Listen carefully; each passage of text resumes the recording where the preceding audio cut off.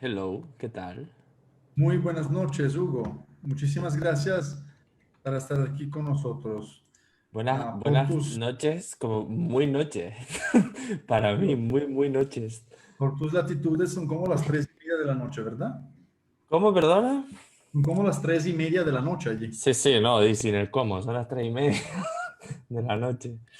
Sí, Va a sí. ser una experiencia, yo creo, muy interesante. Eres nuestro segundo invitado de las latitudes europeas, entonces apreciamos mucho, digamos, este tipo de esfuerzo, ¿no? Incluso podría llegar como alguna visión mística, ¿no? Hablar de lo que nos vas a hablar a a Sí, esta bueno, sí, es hora. posible que a mitad de camino se alcance la iluminación por cansancio. No te preocupes, por lo tanto, yo diría que podemos empezar. Juan Carlos, ¿tú me confirmas? ¿Estamos en directo? Bueno, debería de. Bueno, voy a empezar leyendo el currículum del maestro Hugo Muñoz Gris. Es arquitecto por la Escuela Técnica Superior de Arquitectura de la Universidad de Las Palmas de Gran Canaria. En su proyecto final de carrera titulado Injertidades, desarrolló un sistema de trabajo de reactivación urbana en tejidos fosilizados, sin posibilidad de crecimiento horizontal, a través de la intervención en puntos estratégicos con injertos estructurales que permitiesen nuevos usos, conexiones y actividades transversales. Durante este periodo de su formación, también cursó un año en la Facultad de Ingeniería Civil e Industriales de la Sapienza en Roma. Tras egresar, se traslada a Barcelona para cursar el máster en Tecnología en Arquitectura de la ETSAB en la Universidad de la UPC, especializado en rehabilitación y restauración arquitectónica. En paralelo, trabaja como arquitecto en esta rama en el estudio de José Luis Rodríguez, arquitecto, haciendo trabajo de peritaje, visitas de obra y proyectos de restauración arquitectónica de todo tipo. En el segundo año de máster se transfiere al máster en estudios avanzados en arquitectura en la misma universidad para dirigir su especialización hacia proyecto, proceso y programación, de carácter más teórico, donde comienza a hacer crítica arquitectónica en profundidad, sirviéndose de diversas ramas de la producción cultural contemporánea, como el cine y los videojuegos. En su trabajo final de máster, titulado Piratas del Espacio, estudia el género cinematográfico de acción para construir una crítica arquitectónica a partir de la estética de lo inesperado en este tipo de películas, de la experiencia delgada y de la destrucción contingente de las secuencias espaciales normativas. Egresa en el 2016 con mira de sobresaliente, con trabajos notables en comparativa arquitectónica y desarrollo de textos críticos, rama que luego continúa explorando a través de la publicación en distintas páginas web, actividad que continúa realizando a día de hoy. En el 2017 entra a trabajar en el estudio PMMT, afincado en Barcelona, como arquitecto en todas las fases de proyecto, desde básico a ejecutivo. En el 2019 colabora con NN Projects para el proyecto de viviendas unifamiliares. El resto de su trabajo reciente se ha centrado en la teoría y la crítica arquitectónica. Primero y poco a poco en la transición de una crítica de espacios videolúdicas de arquitectura del videojuego. Escribe actualmente en diversas revistas, tanto en papel como digitales, y es jefe de redacción y editor en Nivel Oculto, donde realiza crítica cultural de videojuegos y textos especializados alrededor de este medio con vocación espacial y arquitectónica. Entre el 2019 y 20 recibe el encargo, junto a su compañero actual de trabajo, Lucas Ramada Prieto, de diseñar conceptual, espacial y ejecutivamente una sala experiencial y experimental de juego en el Centro de Cultura Contemporánea de Barcelona, de la que es codiseñador, cocomisario y mediador con voluntad manifestada de crear espacios culturales heterogéneos, plurales, libres y abiertos a la universalidad experiencial de la realidad, construye con su compañero una red de actividades y espacios en los que llevar a cabo una mediación cultural de calidad, acercando las obras al público más amplio posible, diseñando talleres y actividades paralelas, tanto en instituciones públicas del calibre CCB como en centros barrios urbanos. Al día de hoy centra su actividad en la divulgación, la crítica y la mediación cultural videolúdica, espacial y arquitectónica, a través de la escritura, el diseño de programas culturales y de salas experienciales de juego. Yo creo que no había otra forma mejor, digamos, de cerrar este curso contigo, Hugo. Por lo tanto, te paso la palabra. Muchísimas gracias por estar aquí con nosotros y realmente vamos a disfrutar de tus palabras. Gracias. Vale, es como muy extraño, ¿no? Oír como un resumen de tu vida de esa manera. Si me hubieses dicho que lo ibas a leer de esta manera, te hubiese mandado un párrafo, ¿no? Toda esta movida, loco. A ver, te voy a compartir pantalla, ¿no? No sé si se ve bien. ¿Me puedes confirmar si se ve? Sí se ve. Vale, perfecto. Vale, pues eso. Tenía aquí como esa duda siempre de cómo empezar, ¿no? Cómo me tengo que presentar y tal, pero bueno, como podemos bypassear esa movida, porque ya lo he hecho todo Graciano, vamos como directamente al lío. Mi conferencia de hoy, con la que por lo visto cerramos el ciclo, se llama Piratas del Espacio, que viene de todo aquel trabajo que mencionó Graciano antes, hacia una estética arquitectónica de lo inesperado. Cuando Graciano y yo hablamos de la posibilidad de hacer esta charla, hablamos como como de crear un premarco de una estética arquitectónica de lo inesperado en el cine de acción y en el videojuego, pero bueno, por motivos de tiempo vamos a centrarnos en el cine de acción, pero porque la idea es ir o sea, a partir de un entendimiento que yo tengo de la arquitectura, que ahora hablaremos como un medio cultural, ir a intersecciones culturales con otros medios es como una propuesta de método y de herramienta para crear una crítica arquitectónica contemporánea. A partir de ahí, o sea, yo voy a usar el cine de acción como ejemplo, pero podrían llevarlo a cualquier medio cultural que sea de su interés. Ahora, en mi práctica habitual y en mis escritos de que hago cada semana, estoy centrado en el videojuego. Pero bueno, el videojuego no lo vamos a tratar en esta charla. Si por algún motivo les interesa, aquí abajo, en la parte de abajo del título, están por donde pueden encontrarme, en Twitter, en Instagram, mi web, y ahí están todos los textos que voy sacando de manera semanal casi, y están todos ordenados cronológicamente, todo en abierto, y etcétera, ¿vale? Entonces, dicho esto, vamos como al lío, ¿no?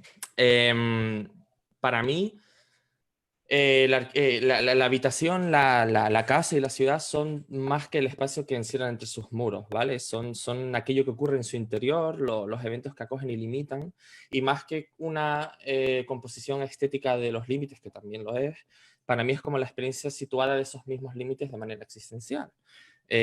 Todo lugar, al fin y al cabo, tiene adscritas una serie de normas y directrices que dirigen la manera en que los habitamos, los atravesamos y los ponemos en servicio, como una especie de secuencia espacio-temporal que surge de la superposición de todas las capas que conforman lo simbólico tras las ideas y categorías que manejamos en torno a lo que es un edificio, lo que es una calle, un espacio urbano o cualquier tipo de espacio compartido, sea del tipo que sea.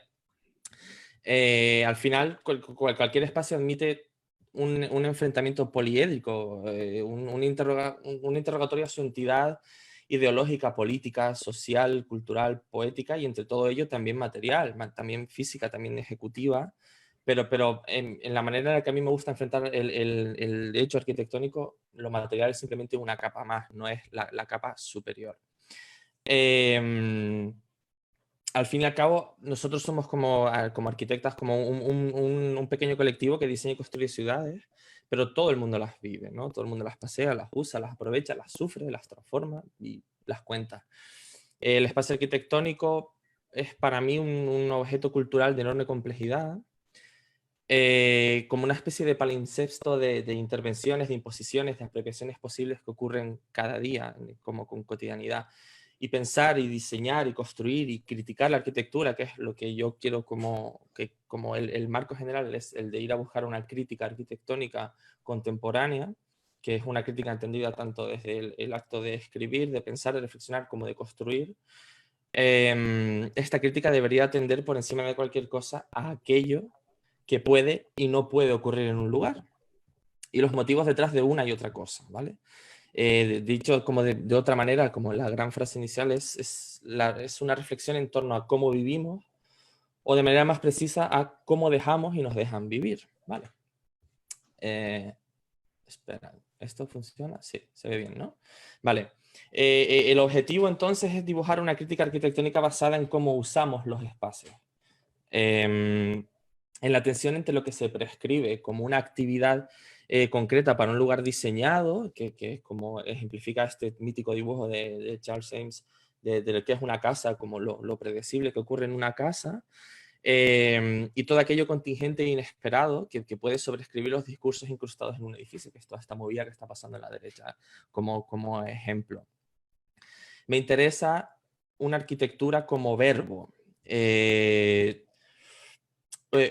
como reflexión, como modificación y diseño de contextos, como una práctica que es más rica cuanta más libertad genere para que pueda ocurrir todo tipo de eventos en el mundo, del que viene, al que interpela y al que haga lo que haga, da igual qué tipo de producción arquitectónica estemos hablando, si es un texto, si es un edificio, sea lo que sea, va a acabar influyendo en el mundo y va a modificarlo para siempre.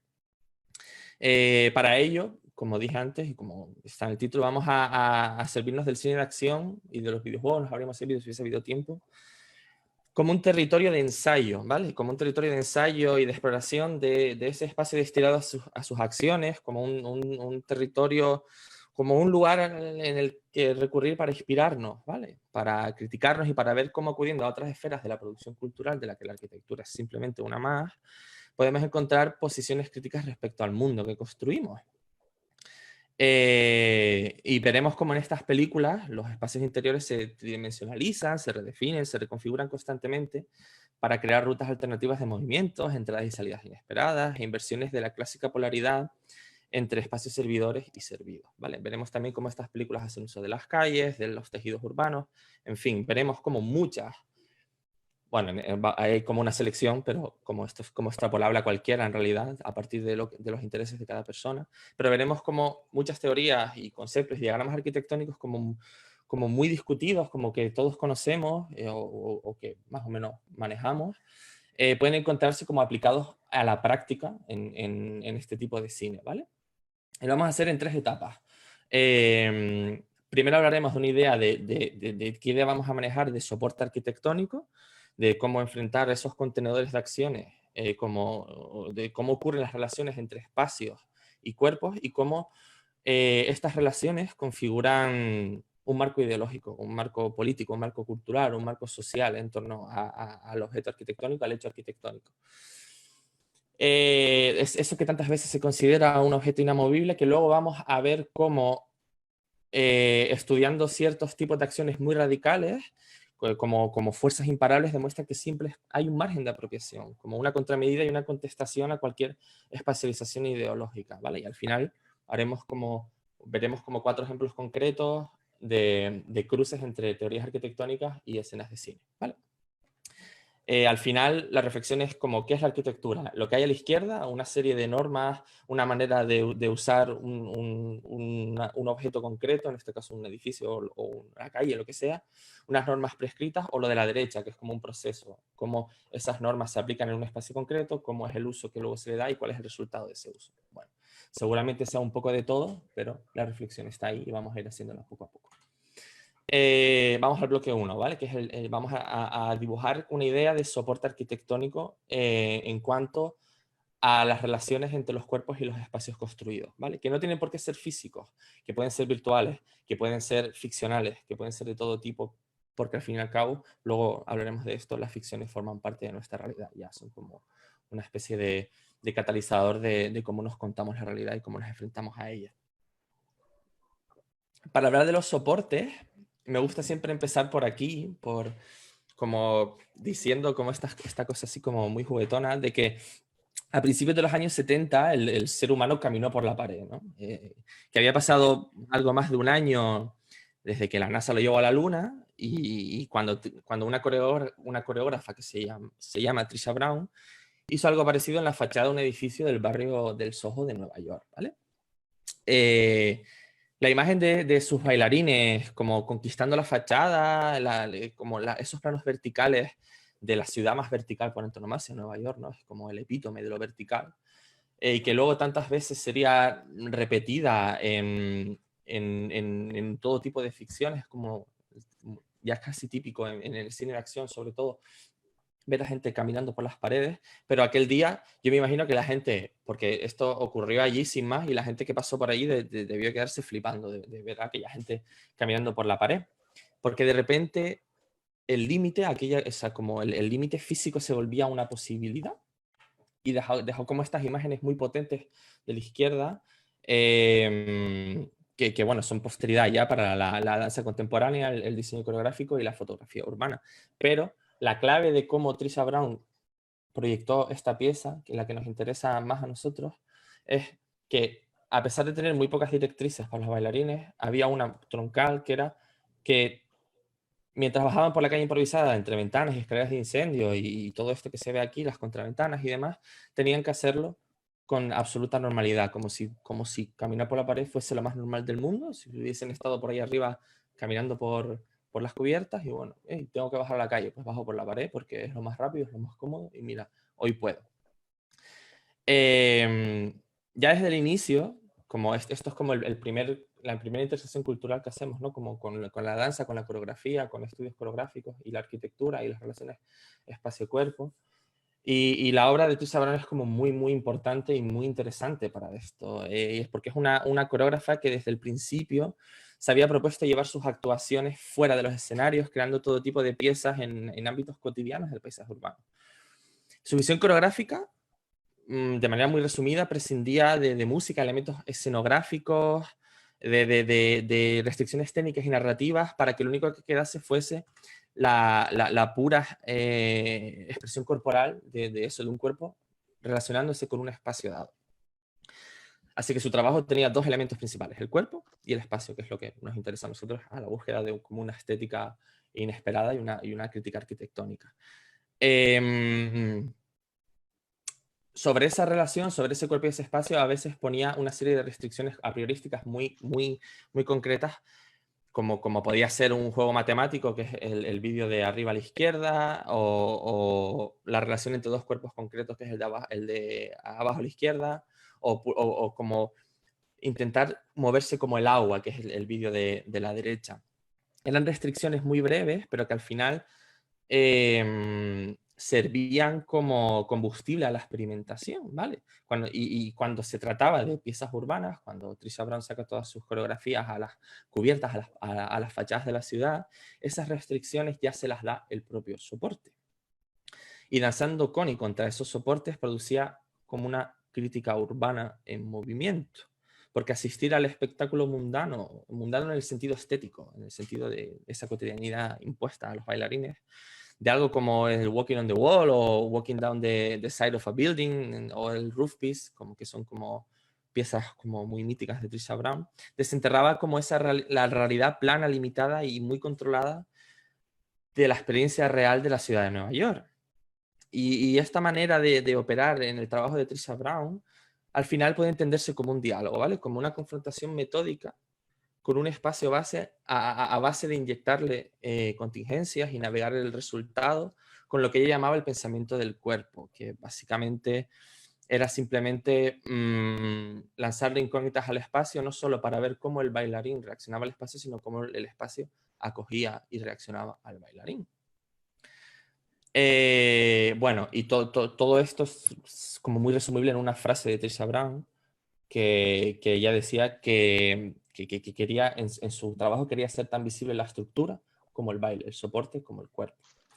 Dando el salto ya a un cruce con teoría puramente arquitectónica, creo que un punto muy interesante al que entrar es parte de los escritos de este arquitecto, de Juhani Payasman, no sé exactamente cómo se pronuncia el nombre, que no sé si lo conocen, supongo que sí, que en mi época, que ya hace como más de 10 años que estudié la carrera, era como muy típico, es el de los ojos de la piel, de la mano que piensa y tal, pero bueno, tiene este libro Habitar en el que hay como recogida una serie de escritos breves que cronológicamente que resumen un poco su crítica arquitectónica y urbana. Y me interesan dos textos, luego veremos otro, pero hay uno que se llama El sentido de la ciudad y hace una crítica a la ciudad contemporánea a la que llama la ciudad del ojo.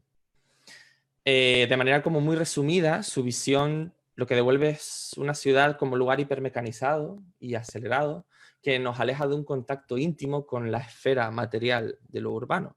Una ciudad que ha eliminado gradualmente la especificidad de todos sus lugares y ha escindido lo vertical de lo horizontal. Las derivas y transformaciones al final del espacio urbano lo que nos han ido es convirtiendo progresivamente en más turistas que en habitantes reales de la idea de la urbanidad, en coleccionistas de imágenes, en emplazamientos demasiado funcionales en el sentido más perverso de lo funcional, que ya no son acogedores, sino enmarcaciones distantes desconectados, ¿vale? Y si nos encajamos en esta visión de esa ciudad del ojo, esa ciudad hipermecanizada, es fácil ver cómo Trisha Brown, casi como esas coreografías, devuelven la ciudad al cuerpo. Es como que sus coreografías actúan en el ámbito de las relaciones, de las conexiones, de las intimidades con el soporte. Y cuando ves una pieza como esta, de repente Nueva York es más cercano a las historias que se cuentan de ella, ¿no? Es como virtualmente infinita, es como una ciudad mucho más tridimensional. Profundizando un poco en esta idea de soporte arquitectónico como una serie de capas ideológicas, políticas, culturales, sociales superpuestas, para mí uno de los lugares más interesantes al que ir a discutir y con el que ir a reflexionar es parte de, o incluso toda la obra de Bernard Tschumi, pero especialmente como sus escritos, y en concreto estos advertisements for architecture que hizo en los años 70. Y en concreto, hay uno que es como troncal para mí en la manera en la que he ido construyendo como esta crítica arquitectónica, que es este. El de que para apreciar la arquitectura uno debería probar a cometer un asesinato. Evidentemente es como algo muy radical y más posmo que la puñeta, pero lo que pretendía era reconducir el interés de la producción arquitectónica, siempre entendida eso como algo muy holístico, como edificios, textos, de todo, producción arquitectónica a las acciones que ésta acoge, que las que permite, las que limita, las que presencia en general, todo tipo de eventualidad por encima de otras cuestiones compositivas. Él decía, no es lo mismo matar a alguien en una catedral que en la calle. Es como, vale, muy bien, evidentemente esto lo que quiere decir es que cada tipología de espacio impone como una corporalidad, una manera de estar, una manera de moverse, una manera de ser usado, y que influye hasta en el acto del asesinato, pero con la posibilidad de que un acto tan radical como el asesinato cambie el uso de las cosas, y una ventana, en vez de mirar, sirva para matar a alguien que te cae muy mal. Él lo resume en una idea de que la arquitectura no puede existir sin violencia. Pero de qué, o sea, esta violencia en Tschumi hay que como que desgranarla para entenderla bien. Al fin y al cabo forma parte de una terminología a la búsqueda de nuevos enfoques conceptuales para su práctica, que debe entenderse antes que nada como en ese contexto de posmodernidad, ¿no? De los años 70 y de cuestionamiento a la autoridad moderna previa y como cuestionamiento a la idea de autoridad en general, ¿no? Y que, bueno, durante esa época y posterior hemos tenido un montón de críticas radicales arquitectónicas y urbanas, desde, yo qué sé, la ciudad collage de Colin Rowe, el delirio de Nueva York de Koolhaas, el activismo a pie de calle de Jacobs, la ciudad motorizada y capitalista de Kevin Lynch y recientemente incluso la rehumanización del espacio público de Jan Gehl, ¿vale?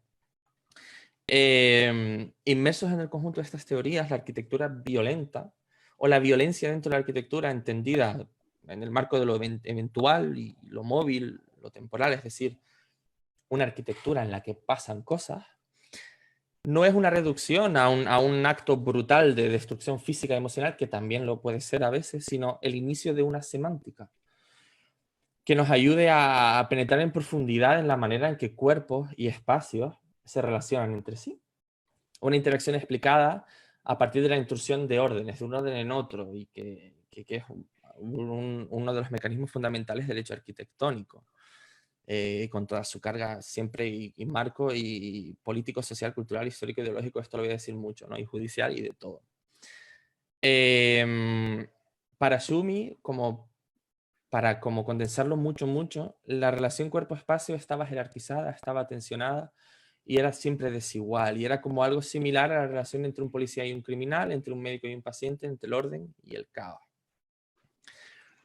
Así que lo que esto nos dice también es que, la violencia en Tschumi es un acto recíproco, igual que aquella relación bailarín y soporte en las obras de Tessa Brown.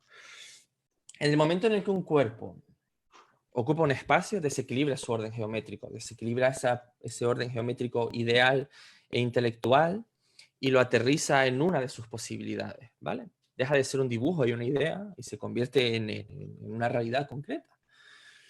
Por ello, cada elemento arquitectónico está al final supeditado a un cuerpo que lo ponga en uso, y en sentido contrario, la violencia también emerge en la manera en que cualquier espacio influye en la manera en que un cuerpo lo atraviesa y puede usarlo.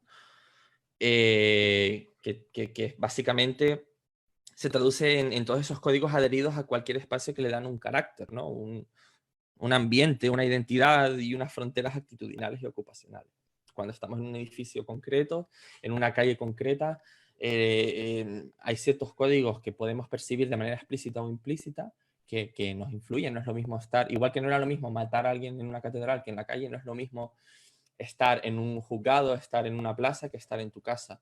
Ni te mueves igual, ni te comportas igual, ni hablas igual, ni te vistes igual, ni te presentas igual. La performatividad del acto de habitar cambia en función del tipo de edificio, porque el edificio nos impone unas maneras de llevar a cabo esa performatividad del habitar. Y esto es algo que, bueno, Shumi en otro Advertisement for Architecture llama Ropes and Rules, sogas y normas, y definiendo el juego de la arquitectura como una serie eso, de normas que pueden aceptarse o pueden romperse. Y al final los recursos del espacio construido para adaptar simbólicamente nuestros cuerpos son casi infinitos, ¿vale? Y la tensión y su tensión y su influencia devuelven esa noción inevitable de que el espacio es ideología. Las señales de la carga ideológica de cualquier lugar pueden encontrarse por todos lados, desde el ancho de una acera a la cantidad de superficies horizontales que hay, su dimensión, su distribución, y son todos señas de como una acotación sobre cómo, cuánto y quién puede usar un espacio.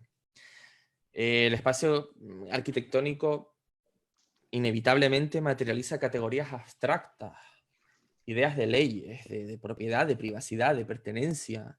Y el espacio urbano, en concreto la ciudad, todo espacio compartido en realidad, es interconectividad e interdependencia entre todos los demás espacios arquitectónicos y todos los cuerpos que lo pueblan.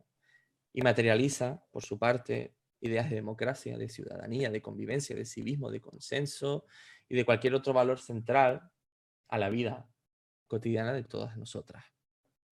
Esto es algo que viene como muy, es como una idea que yo tomo de este libro, del pensamiento de Manuel Delgado, de este espacio público como ideología.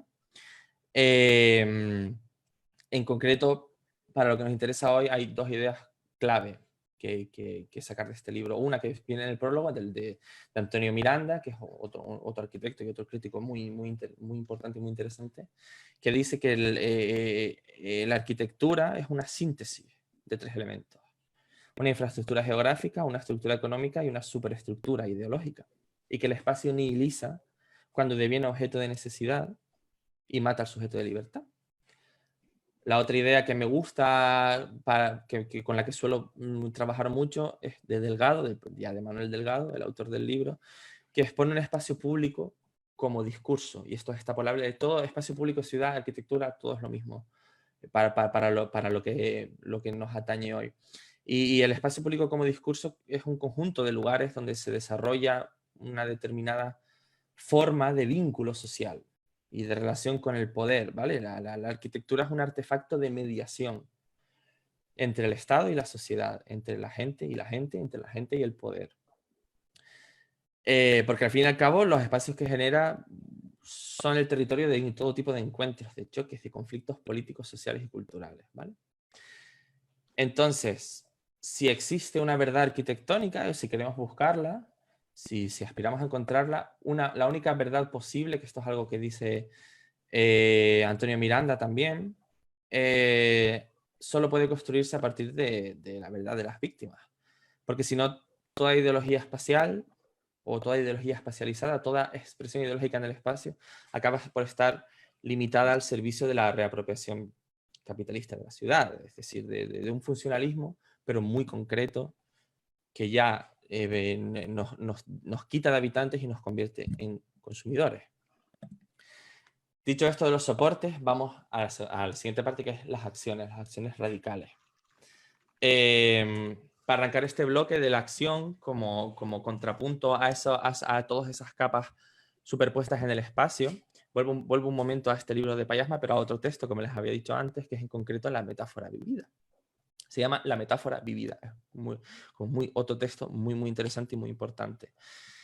Y aquí el Payasma, el ensayista, arranca de un estado de la práctica arquitectónica, de nuevo, cada vez más centrado en ofrecer imágenes estetizadas, pero además atrapadas en un rango semiótico muy limitado a los intereses postcapitalistas, ¿vale? Y que carecen de raíces en una experiencia existencial, que es algo que nos interesa mucho y es como algo que queremos recuperar de nuestra experiencia arquitectónica, que es su vertiente existencial.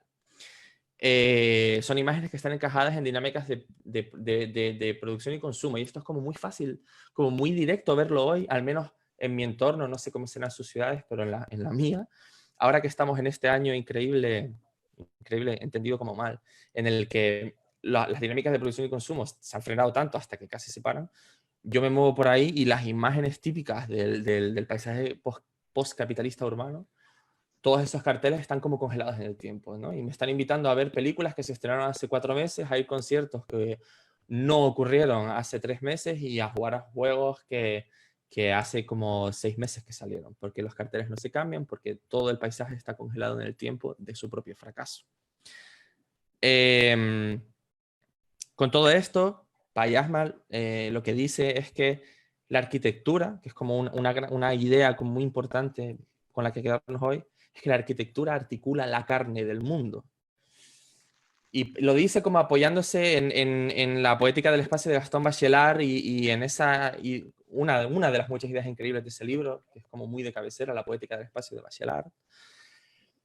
Y la idea en concreto de que la casa es un instrumento para afrontar el cosmos, que es algo que, además, que como todo se puede extrapolar, ¿vale? O sea, a diferentes tipologías. Si la casa es un instrumento para afrontar el cosmos, la calle puede ser un instrumento para afrontar el cosmos compartido y una plaza un instrumento para enfrentar el poder.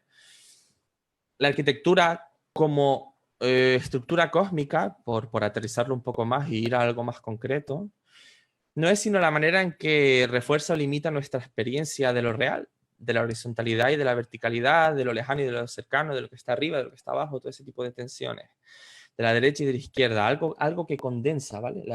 Algo que condensa, concreta y cuenta una interpretación del mundo. Al final toda arquitectura es una interpretación del mundo, toda ciudad es una interpretación del mundo y de sí mismo siempre. Con todo esto, Payasma construye una ética de la ciudad, o apunta, tampoco, porque tampoco es muy profundo, entonces no construye, sino más bien apunta a una ética de la ciudad, que no se limite a suplir una necesidad de cobijo material o a mediar entre las personas y sus objetos de consumo, o sea, como hasta el punto de que la propia arquitectura deviene como un objeto de postconsumo como muy extraño, como que se materializa en este tipo de cosas que vuelan en YouTube, que claro, a mí como evidentemente como arquitecto me salen como muchas cosas arquitectónicas, pero hay como millones de vídeos y de canales dedicados a mostrar como casas de millones y millones, en este caso de pesos, porque este es un canal mexicano, que simplemente coincide, no lo he cogido ad hoc. Bueno, la ética de la ciudad frente a convertir la arquitectura y la ciudad en un objeto de consumo debe atender a todas sus otras funciones, con todas esas funciones con las que en realidad trabaja y siempre ha trabajado, aunque cada vez se hayan quedado más relegadas bajo esa idea de consumo. Y esto ocurre o hacemos que ocurra de manera proactiva cuando hablamos, cuando pensamos, cuando escribimos, cuando proyectamos y construimos arquitectura, o va a emerger por simplemente negligencia. Es imposible eludir la carga política de cualquier hecho arquitectónico, su carga ideológica y su carga social, su carga cultural, idiosincrásica y de todo, ¿vale? Al menos así es como lo veo yo.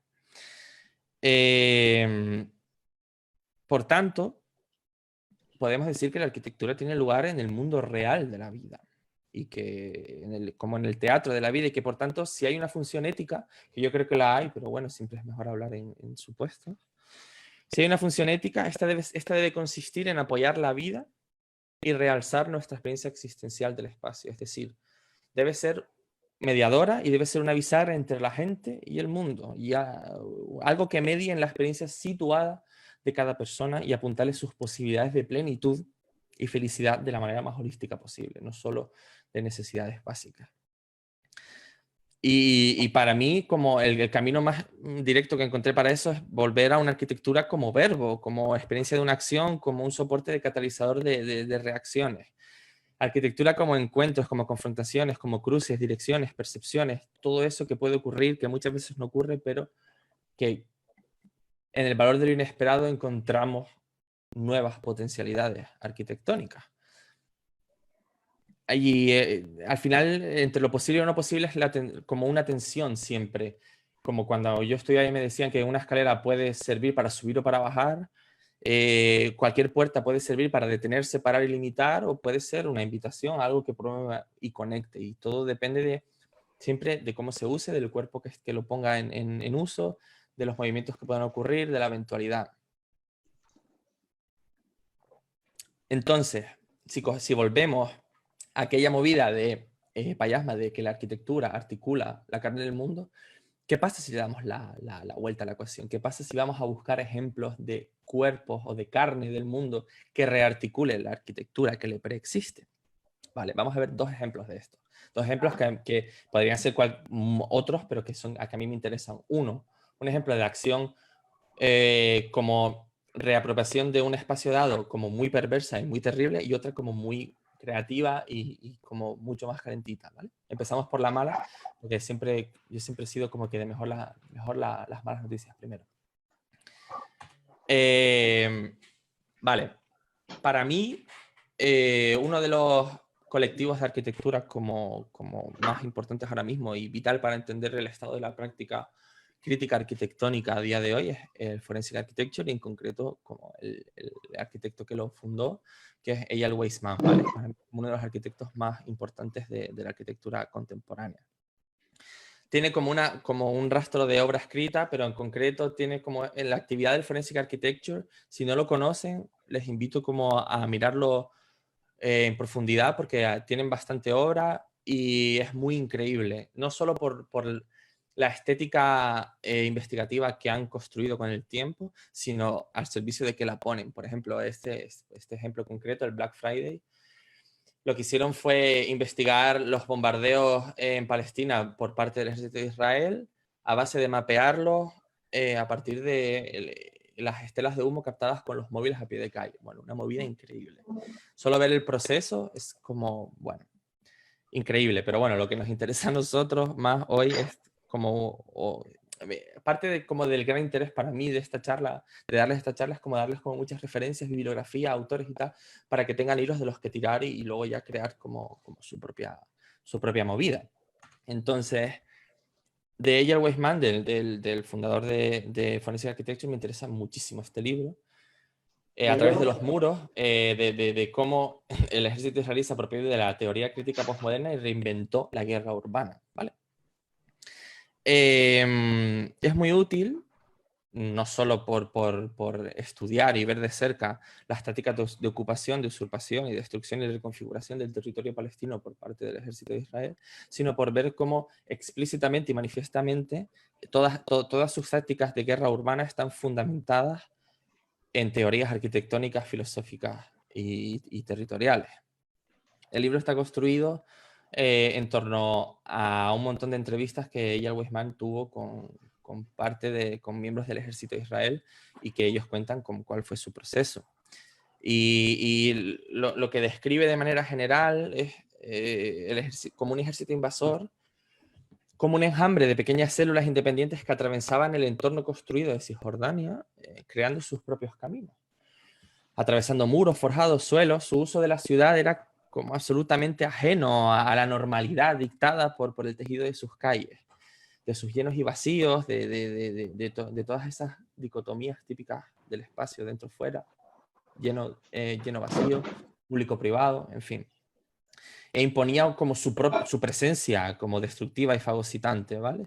De repente los palestinos de la noche a la mañana estaban conviviendo con un ente espacial que no podían predecir, que ignoraba sus límites abstractos, eso del público-privado, servidor-servido, calle-casa, todo esto, y que lo hacía devorando sus muros físicos, abriendo agujeros en los muros. Coexistía con ellos en el territorio, pero ignoraba la lógica del territorio. La ignoraba e imponía la suya propia, la sustituía.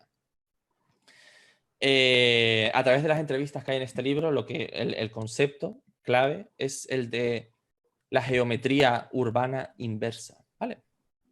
Que es como casi todo en lo que, cuando te pones a investigar esta línea, esta arquitectura como acto, siempre acabas como encontrando al final de todos los callejones que todo es cuestión de interpretación, ¿vale? Hay como una cita en el libro que dice de un miembro del ejército israelí que decía: nosotros veíamos la avenida como un lugar por el que está prohibido pasar, la puerta como un lugar que está prohibido cruzar y la ventana como un lugar por el que está prohibido mirar. Y todo como en conjunto forma como un retrato de la guerra que, antes de ser como absolutamente destructiva, como siempre, antes es un proceso de lectura y de construcción intelectual del territorio que va a invadir, y que, según recoge el libro, está fundamentada en 3 teorías concretas de 3 autores concretos. Uno de ellos es Tschumi, que es uno de los que ya hemos hablado antes, Bernard Tschumi, del que cogieron la idea de disyunción y de un enfoque epistemológico arquitectónico descentralizado y multiperspectivista, en el sentido de: si la arquitectura puede ser cualquier cosa, pues la vamos a convertir en teoría bélica y en una herramienta para invadir otro país, otro estado. De Deleuze y Guattari, que son dos filósofos, son dos, ¿no? Ahora tengo dudas de si esto es como Ortega y Gasset. Pero bueno, me quedaba ahí, es como muy tarde, perdón. Estoy como, medio cerebro está como fuera de combate ahora mismo. Pero bueno, Deleuze y Guattari se llevaron como esa manera que tuvieron de describir la esquizofrenia capitalista, dividida como en la confrontación de 2 territorios, ¿vale? Un territorio hegemónico, jerárquico, cartesiano, rígido, al que ellos llaman territorio estriado, y un territorio flexible, móvil, liso, nomádico, matricial, que llaman territorio liso, que luego profundizaremos un poquito más a partir de la acción creativa, porque es mucho mejor que estarnos aquí deprimiendo por cómo Israel invade Palestina. El otro punto teórico, la otra pata del trípode teórico de esta invasión israelí es Debord, Guy Debord y los situacionistas, de los que se llevaron como la deriva, esa idea de deriva de Tournemont, como estrategia de oposición contra la construcción jerarquizada de las ciudades, que para ellos, para los situacionistas del 19 en Francia, era la ciudad capitalista que estaba ya como emergiendo ya y que con el tiempo nos devoraría a todos, pero que para el ejército de Israel simplemente el contenedor de una identidad contraria. En fin, no hay más. Y que, de nuevo, es una rotura de dicotomías público-privado, interior-exterior, uso-función, todo esto.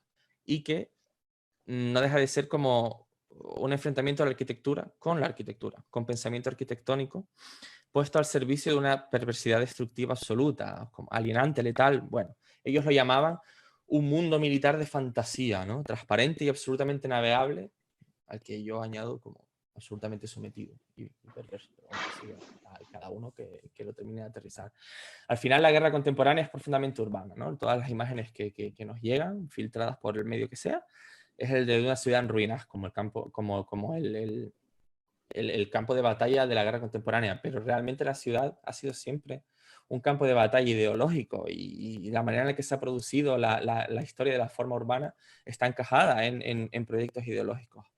Desde, o sea, como solo tenemos que ir a como uno de los ejemplos ejemplares, que es el trabajo de Haussmann en París, y la manera en la que higienizó París a base de militarizarlo, o sea, no, de hacerlo más militarizable, y de nuevo de ver cómo una ideología se transformaba en un tipo de calle concreto, en un ancho de calle concreto, en una conectividad concreta, bueno, en la capacidad de ser ocupado de repente por los militares, o por la incapacidad de dejar que la gente se militarizara a sí misma.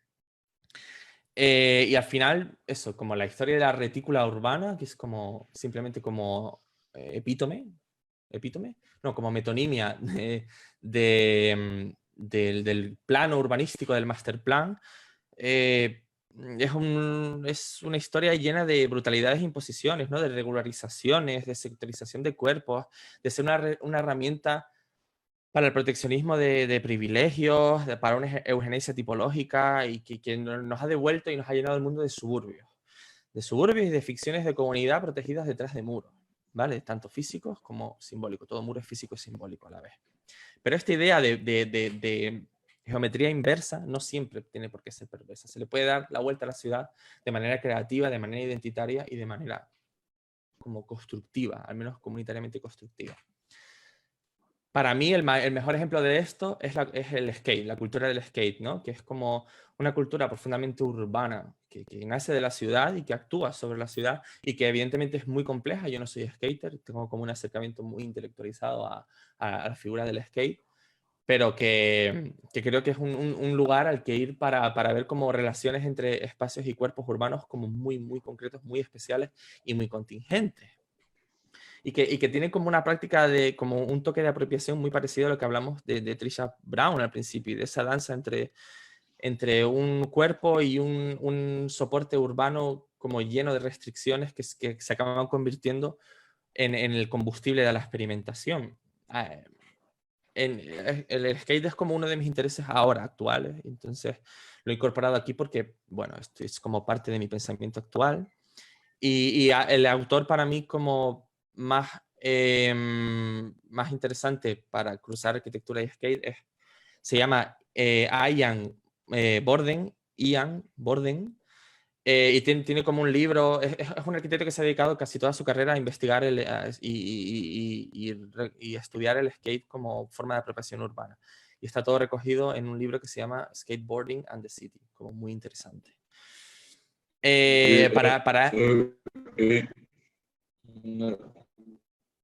No sé, vale, perdón, es que se me había oído algo. Según este autor, los skaters son la encarnación del espacio liso de Deleuze y Guattari, ¿vale?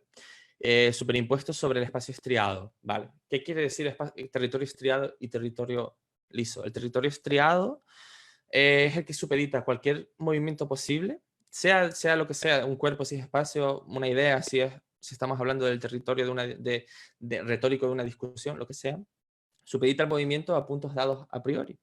Y entonces la elección de flujo se convierte en opciones dadas a priorísticamente por alguien, por algo, por unas condiciones dadas. Frente a eso, el territorio liso lo que hace es darle la vuelta a ese esquema territorial y supedita cualquier punto a un movimiento contingente, a un movimiento rizomático, emergente y espontáneo que descubre trayectorias sobre la marcha, ¿vale? ¿Qué quiere decir esto? Bebe un poco.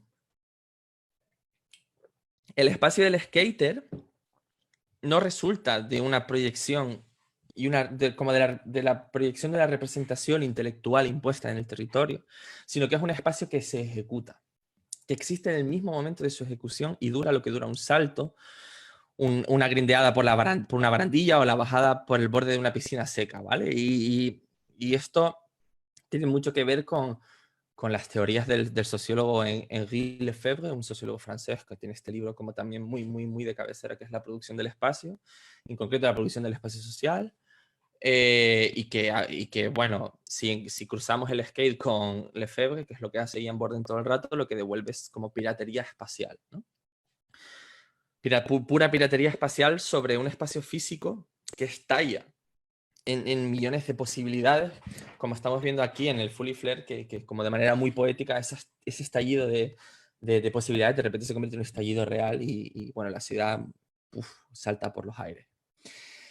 Contra la seriedad de la arquitectura, contra su estructura ósea hecha de cohesión, de control, de orden, de jerarquías, de lógicas y de secuencias predecibles, el skate es una oscilación juguetona, ¿vale? Es conflicto, es contradicción, es caos, confusión, emoción, espontaneidad. Es una estética como muy, muy, muy de lo inesperado, de lo que no debería ocurrir, ¿no? Frente como esa idea de aquello que no debe ocurrir en una ciudad es el skate. Y que a pesar de todo ocurre.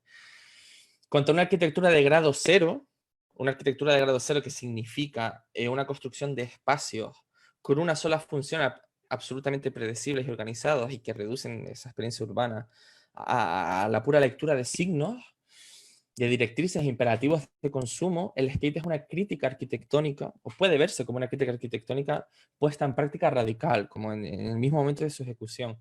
El rechazo a una realidad impuesta y sustitución por la propia, que es algo que dije antes también de Israel, pero aquí al menos, o sea, no es como una apropiación destructiva e invasora, sino creativa y de expresión de una identidad. O sea, frente a la ideología espacializada, presente en cualquier espacio, la mejor arma es la espacialización de una identidad, la proyección en el espacio de lo que somos.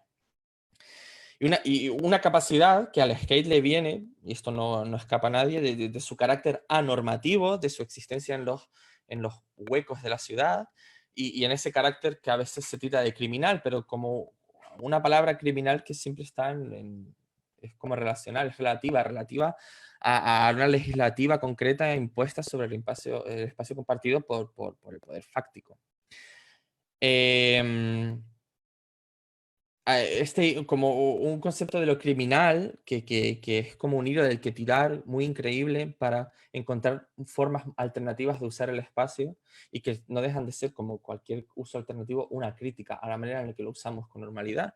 De nuevo, otra referencia es este libro y este autor, Geoff Manaugh, A Burglar's Guide to the City, la guía urbana del ladrón, que sigue como un esquema parecido a aquel de Weisman sobre el ejército israelí. Está hecho como en base a conversaciones con ladrones, con policías, bueno, crea como un marco de encuentro entre policías y ladrones muy increíble, pero que está centrado en esta idea del burglar, que creo que yo no he encontrado una traducción en todo este tiempo al español directa, pero que en inglés es como una tipología de robo muy concreta porque liga la actividad del robo a la penetración en un espacio delimitado a priorísticamente, de la manera que sea física, por una ley, lo que sea. De hecho, hay parte del libro es como, ¿qué significa delimitar un espacio? Bueno, es otro libro como muy interesante que les invito a ojear, con O y con H. Bueno, Manaugh lo que describe, así como vamos a pasar muy rápido, es una idea del burglar como un actor tridimensional en la arquitectura y en la ciudad que opera en un sentido alternativo del funcionamiento habitual de la arquitectura, a través de atajos, de cortes, de agujeros de gusano espaciales que imponen su tipología sobre la tipología existente. De manera muy resumida, lo que hay en el crimen espacializado, en este burglar, es una reducción del entorno primero a sus componentes morfológicos básicos y una recombinación sintáctica, ¿sabes? Devuelve como nuevos recorridos y posibilidades sobre una topología como infestada por la pura corporalidad. Y encajado en todo esto, Manaugh nos da como dos claves. Una que es lo que ya hemos hablado durante toda esta charla, que es que los edificios imponen ciertos comportamientos, aun cuando estos sean imposiciones tan sutiles que muchas veces no las vemos, pero apela a lo que, como al siguiente paso, que es el papel del diseño contemporáneo respecto a esto, y lo que él propone es que sea un agente de interrupción y contestación de las expectativas conductuales de la arquitectura. La cuestión, como lo juguetesco, lo divertido de todo esto, para mí es porque como encontrar herramientas para la crítica, para la producción arquitectónica y el pensamiento. ¿Y por qué no planeamos un robo para analizar un edificio? Para analizar su materialidad, sus relaciones espaciales, sus conectividades, su relación con el tejido urbano, con otros espacios. Sería como muy divertido. Y en mayor o menor medida hay como una pulsión humana, esto lo describe Manaugh muy bien, hay como una pulsión humana a someter la arquitectura y el mundo que nos rodea, ¿no? Es como estás viendo a la Mona Lisa y se te va un poco, estás aburrido intentando encontrar tu hueco entre los turistas y dices, oye, ¿cómo robaría yo esto, no? Y empiezas a ver posibilidades en el espacio y bueno, es como una pulsión que está muy presente en el cine que vamos a ver ahora, en el cine de acción y en el imaginario del cine en general. El burglar, como conclusión, dice Geoff Manaugh, que se convierte en mito, en símbolo y en metáfora cuando es algo que refleja lo que la gente querría hacer en realidad con su entorno construido, ¿no? Como la materialización radical de cómo nos gustaría abordar los obstáculos de nuestra vida. Evidentemente, y entramos en las puras películas, todo esto que hemos estado hablando no se me escapa que tiene como un componente teórico muy, muy tocho, que ahora veremos cómo intentar verlo de manera práctica, y que además tiene como este carácter de criminal que, bueno, no vamos a salir todos de aquí a cometer crímenes como crítica arquitectónica, o al menos no vamos a hacerlo y contárnoslo, ¿no? Será como algo que ocurre en secreto.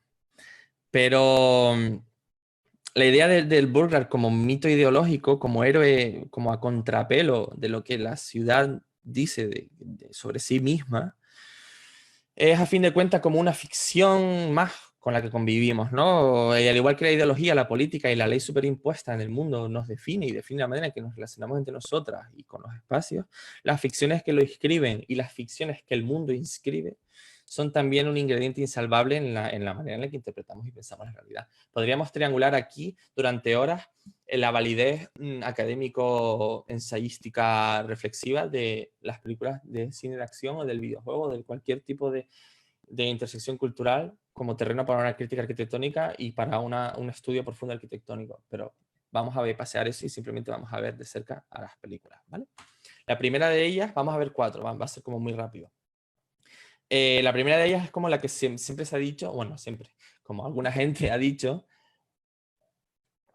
que es la película más arquitectónica que se ha hecho, ¿no? Que es La jungla de cristal en España, Die Hard en idioma original, y creo que allí en México a lo mejor se llama Duro de Matar, no lo sé. Yo como para evitarme estas tensiones entre traducciones, yo lo he puesto todo en versión original, ¿vale? Los nombres y demás. Y además así es más fácil de encontrar la mayoría de las veces, ¿vale? Die Hard se dice que es como la película más arquitectónica que se ha hecho nunca por varios motivos, ¿no?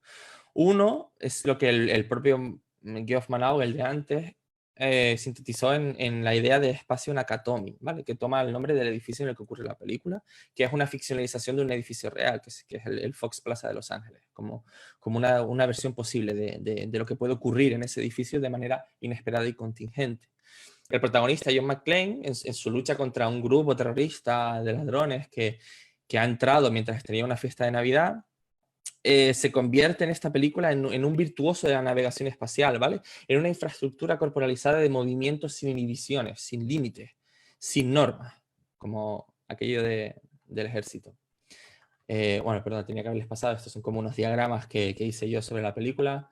Y bueno, es como una ejemplificación de las cosas que ocurren de manera inesperada dentro de la película, pero que podemos ver directamente en escena.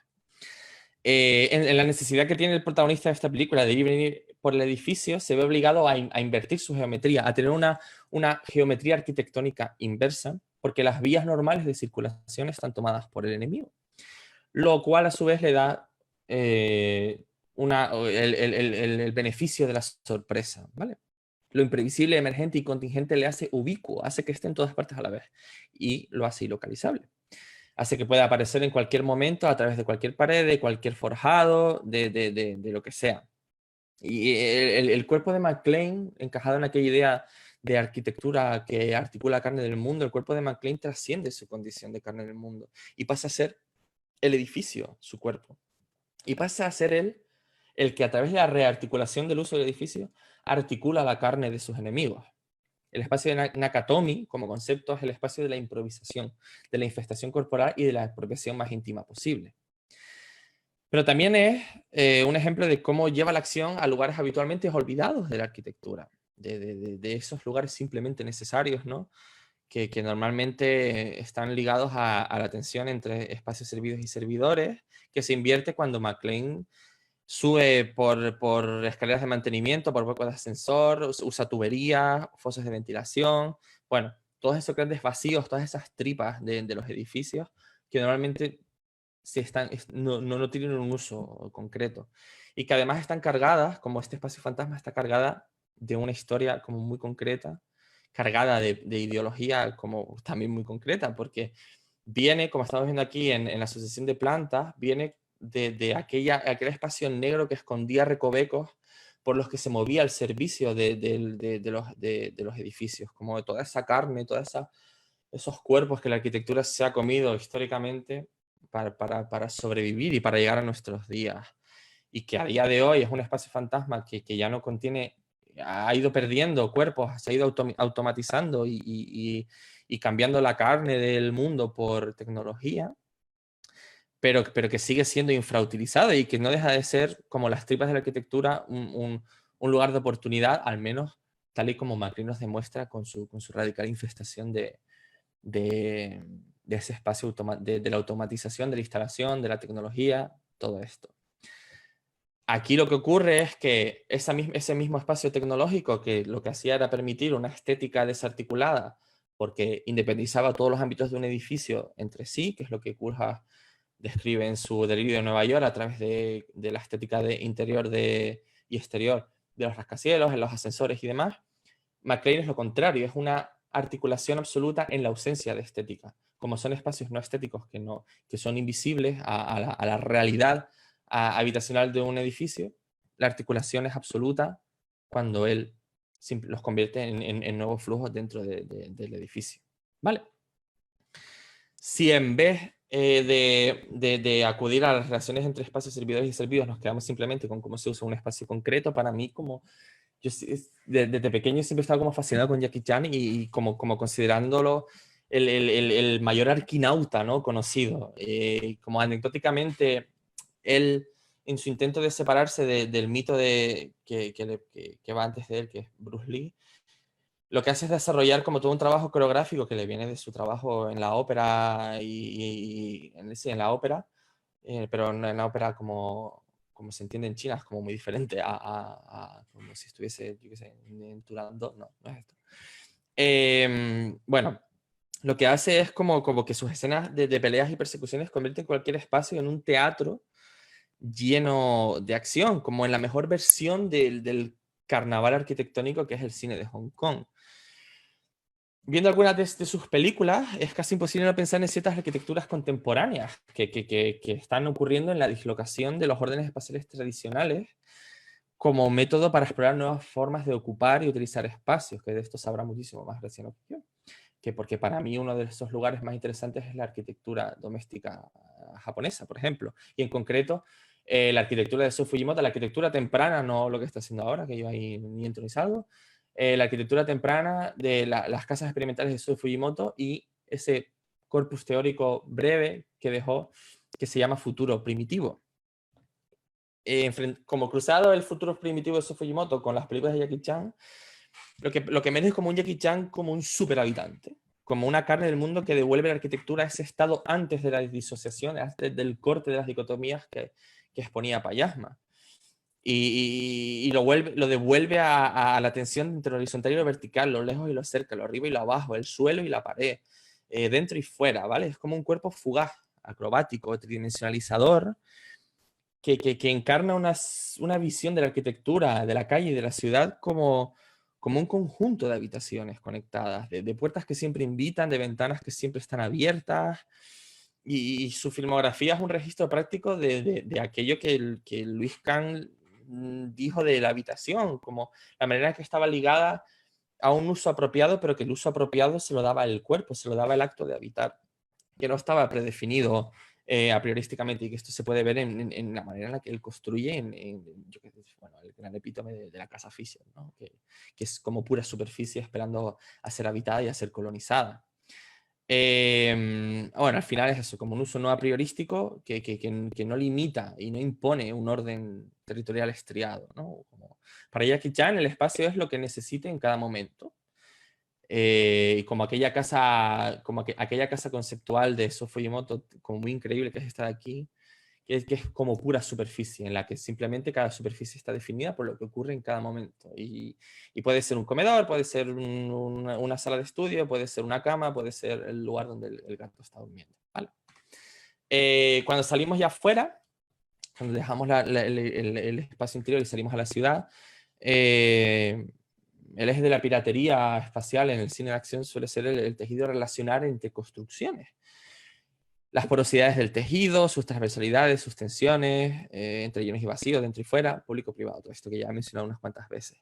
La ciudad como aglomeración es igual que la arquitectura, también tiene tripas, intersticios, grietas, espacios fantasmas, espacios residuales, espacios simplemente útiles. Pero ¿qué pasa si como en organizaciones hechas a ojo de pájaro, en esa compartimentización de arquitectura siempre encerrada detrás de muros? ¿Qué pasa cuando intentamos imaginar un movimiento como fugaz, increíble, a través de sus muros y de sus muros físicos ideológicos? Para mí, como esta tensión entre las dos cosas que están pasando en pantalla es como muy, muy, muy paradigmática.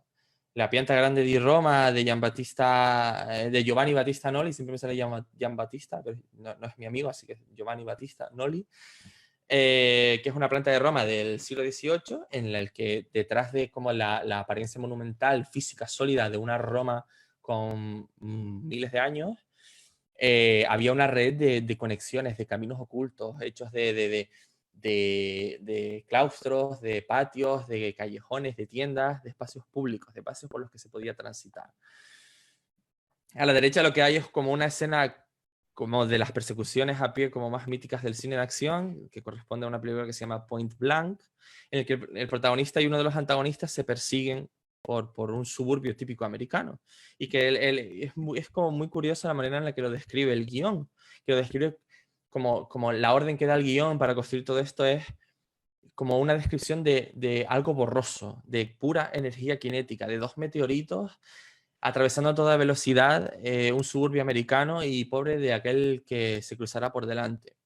Y que en otro punto dice que es una suburbia reducida a un chorro de impresiones y a un estacato espacial. Y ahí te las veas para rodar esto. ¿En qué se convierte? En esta escena increíble, como explosión cinética, que redescubre un espacio de conexión hecho de casas, de vallas, de patios traseros, de porches, y dos meteoritos, como dos carnes humanas increíbles, que estiradas a ser un puro vector y una fuerza imparable por esta arquitectura hecha de muros, de muros ideológicos, y que por un instante saca a relucir una interconectividad potencial que simplemente no está, que no pertenece al uso habitual, es como un uso inesperado del espacio.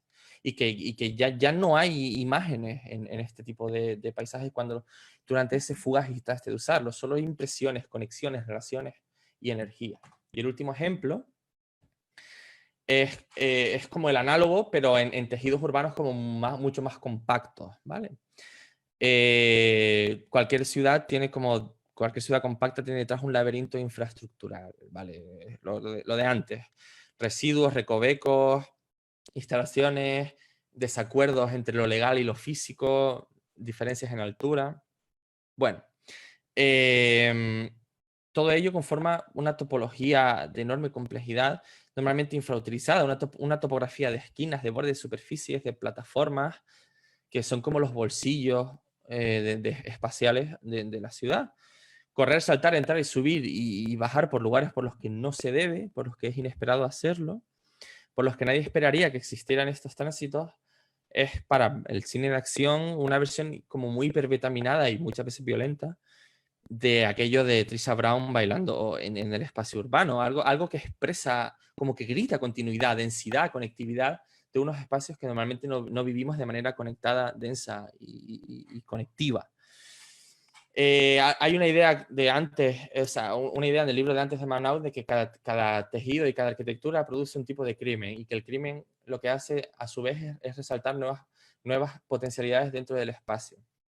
No es lo mismo, como estamos viendo aquí, perseguirse e intentar matarse en un tejido como el de Tánger, que es el de arriba, hecho de edificaciones pequeñas, ventanas muy pegadas entre sí, fachadas juntas, una topografía secundaria por encima de la calle de cubiertas que potencialmente se pueden transitar, y que cuando ves el rodaje de esta película ves que lo que han hecho es convertir esa topografía de cubiertas en algo transitable, con colchonetas, con escaleras, de manera fugaz solo para rodar esto, pero o sea, imaginemos que de repente ese grupo de rodaje se va y deja esas cosas. De repente hay otra Tánger que se puede caminar y que seguramente exista, porque la gente seguramente se moverá por allí.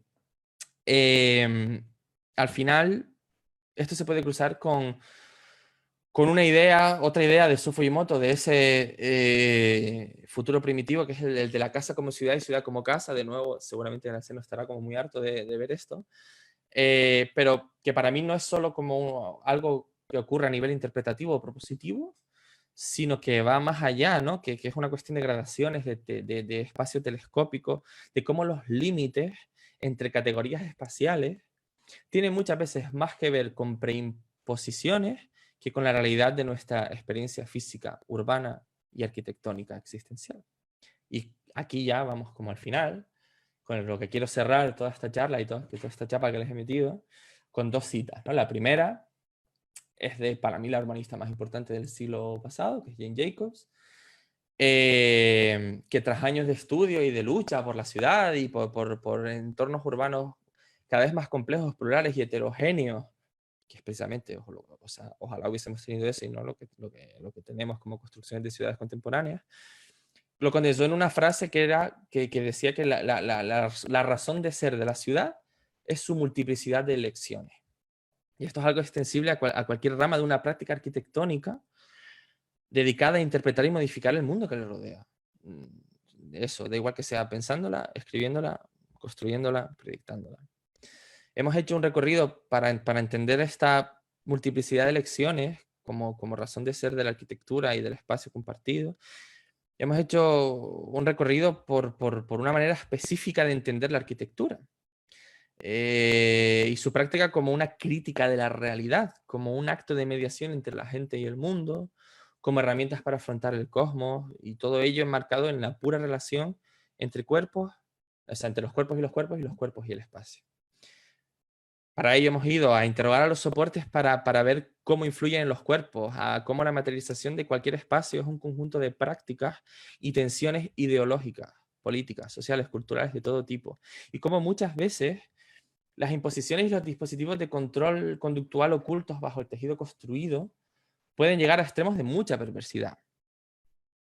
Como alternativa a esto, hemos ido a mirar de cerca la acción, la idea de la acción como para ver cómo los cuerpos pueden modificar los espacios, transformarlos, apropiárselos, cómo la ideología espacializada puede combatirse a través de la espacialización de una identidad, como cualquier cuerpo puede infestar su entorno y hacerlo más suyo, más lleno de posibilidades, más humano.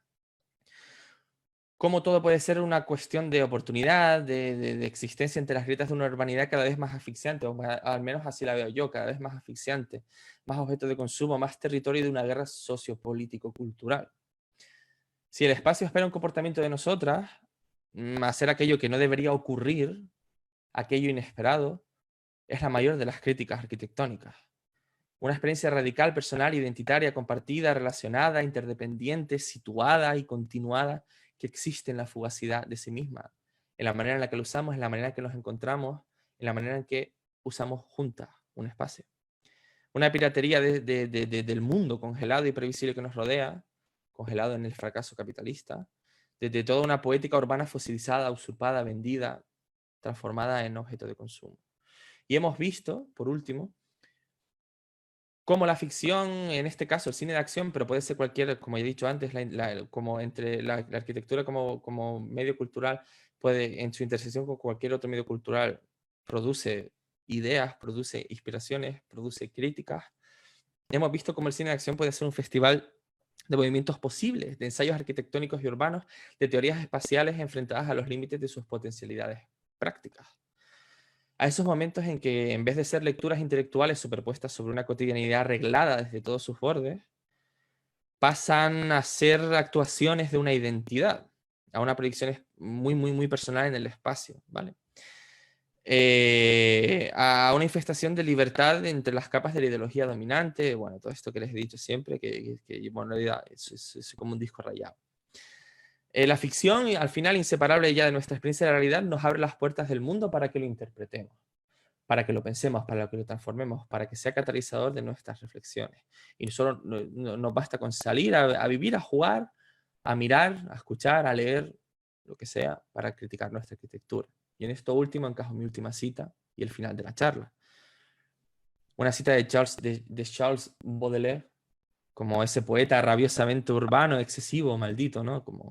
Cuyos textos además son el origen de la idea de Flaner, como a partir de las interpretaciones de Walter Benjamin de sus textos, que es esta figura, este personaje del París del 19 que lo vagaba sin rumbo, sin objetivos y guiado por puras impresiones, ¿no? Y que dejó el rastro de una poética urbana que hoy sigue siendo bastante de ficción, ojalá no lo fuera. Y dijo Baudelaire que qué fenómeno tan extraño encontramos en la gran ciudad, en la que lo único que necesitamos es pasear con los ojos abiertos. La vida está enjambrada de monstruos inocentes. Cierro comillas ahí. Tanto nuestro papel de arquitecta como desde nuestros rincones personales, desde los que afrontamos el mundo, Encontrar lugares desde los que mirar de cerca ese gran fenómeno que es arquitectónico, que es tanto un privilegio como una oportunidad. Y creo que si aspiramos a ser útiles al fenómeno sociocultural de la ciudad contemporánea, nuestros edificios, nuestros textos, nuestras ideas, nuestros sistemas de trabajo deberían enfocarse en dar contextos y no soportes. En dar contextos para que este fenómeno sea cada vez más complejo, más plural, más abierto, más heterogéneo, más pirateable, más libre de esa, como de esa ilusión de que podemos prever y podemos dictar lo que se puede hacer y no en un edificio o en una ciudad como arquitectos.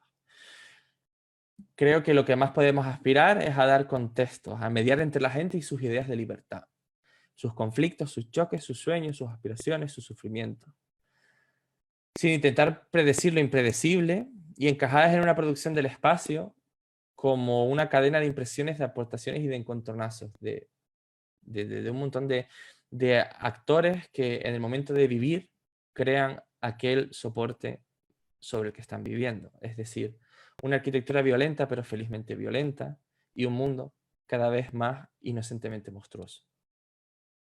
Y con eso termino.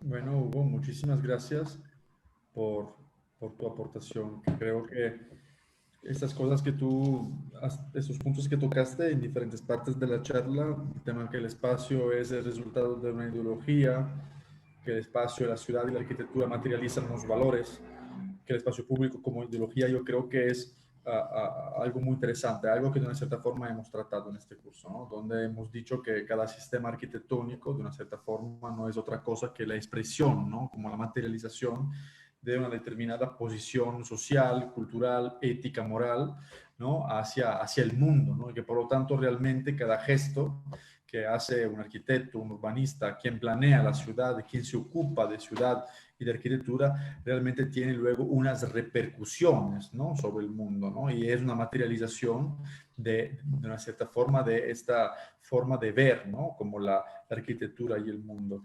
Y creo que, digo, yo ya conocía en parte tu trabajo, por lo tanto es por esto que te invité, de una cierta forma, este acercamiento, ¿no? Hacia lo que es la arquitectura, hacia lo que es lo urbano a través, digamos, de lo inesperado, porque a lo mejor no mucha gente, ¿no? Se esperaría esta crítica, ¿no? A unas posturas arquitectónicas a través del estudio de la misma arquitectura con películas de acción, realmente nos hace reflexionar, ¿no? De cómo muchas veces el vocabulario o la forma de entender que tenemos nosotros arquitectos es como más acotada, ¿no? Respecto realmente a las posibilidades que los mismos espacios sociales y culturales y urbanos que hemos construido no nos pueden realmente proporcionar, ¿no? Digo, esas películas de acción que tanto nos gustan, realmente se ven como que detrás, ¿no? De estas escenas con tanto movimiento hay un pensamiento, hay una postura creativa hacia la ciudad, ¿no? No es el simple entretenimiento de la película, sino que de una cierta forma hay como un determinado nivel de profundidad. Digo, yo soy muy fan de esas películas, por ejemplo, de 007, ¿no? De muchas películas que tú realmente enseñaste, porque de una cierta forma te hacen lo inesperado, ¿no? Y tú como arquitecto dices, pero es que yo no lo había pensado, ¿no? Que podías pasar por allí, que podías hacer esto, y realmente, claro, allí tienen toda una dosis de ficción, pero de una cierta forma siempre decimos que si una cosa la puedes pensar, muy probablemente llegará un día que la podrás hacer, ¿no? O sea, que hay que encontrar el medio y la forma, ¿no? Por lo tanto, yo creo que realmente tu aporte ha sido muy congruente con lo que hemos dicho, además porque hoy fue como la última clase teórica y hemos cerrado así, ¿no? Hemos cerrado tanto en la teoría, ¿no? Diciendo que al final todos los sistemas que hemos visto son esta materialización de valores diferentes, de otras formas de vivir el espacio público, y al final que el arquitecto de una cierta forma tiene que tener una ética y una moral, es decir, una postura crítica, ¿no? Hacia el mundo, no tiene que ser un simple realizador de planos, ¿no? O de cualquier tipo de edificio, no tiene que ser como un mercenario, sino que tiene que tener esta posición crítica. Por lo tanto, yo creo que esta crítica que tú propones, de una cierta forma, a través de lo inesperado, entonces a través de este medio, ¿no? De esta comparación entre la arquitectura y los medios escritos y lo que son las películas, genera luego esta complejidad, ¿no? De la cual podemos sacar mucho contenido, ¿no? Como una fuente de reflexión. Yo ahora mismo dejaría la palabra aquí a los estudiantes. Si alguien quiere preguntar, creo que es muy interesante lo que dijo el maestro Hugo. Entonces, a lo mejor deberíamos aprovechar si alguien tiene alguna duda o alguna aportación.